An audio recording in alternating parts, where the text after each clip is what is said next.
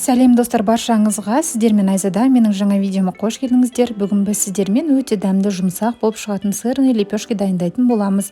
Ол үшін ең алдымен таза бір ыдысымызға жылы сүтті құямыз, үстінен жылы суды құямыз, ашытқыны саламыз, тұз саламыз, ерітілген сары майды құйып, жақсылап бір араластырып, бетін пакетпен жауып, жылы жерге қоямыз. Бұл бізде апара болады, бетіне ашытқымыз көтеріліп, шапочкасы пайда болуы қажет, соғанға дейін жылы жерге қоятын боламыз.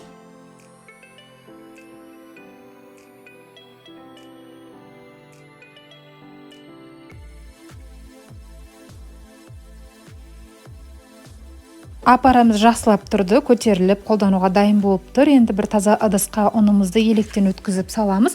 Ортасын сәл ашып, жұмыртқаны саламыз, кішкене қант салып, араластырып, апарамызды құйып, жұмсақ қамыр илейміз.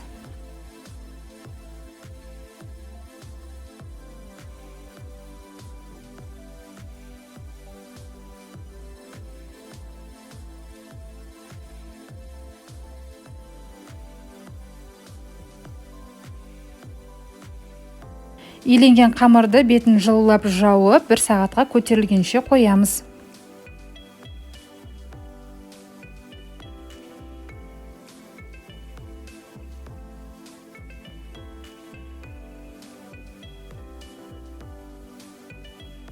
Ашыған қамырды 1-2-ке бөлетін боламыз, сонда бізде 2 сырный лепешка болады. 2 бөлікті де жұқалап жайып, ортасына сыр салып, осылай бекітеміз, және оқтаудың көмегімен жұқалап жайып шығатын боламыз. Сырды үккіштен өткізіңіздер, ол жерменде видеоға түспей қалған екен. Сыр салғаннан кейін осылай жұқалап жаятын боласыздар, және тағы да 5-10 минутқа қоясыздар.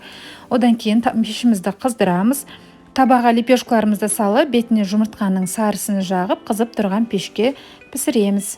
Ішісіне салмасына кез келген сырдың түрін қолдансаңыздар болады, және бетіне жұмыртқаны жаққаннан кейін тағы да сәндеу үшін кішкене сырды күштен өткізіп, сеуіп жіберсеңіздер болады.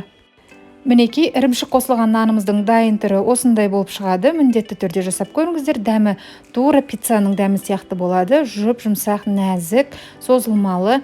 Барлықтарыңызға ұнайтынына сенімдімін. Міндетті түрде жасап көріңіздер. Каналға тіркелуді ұмытпаңыздар.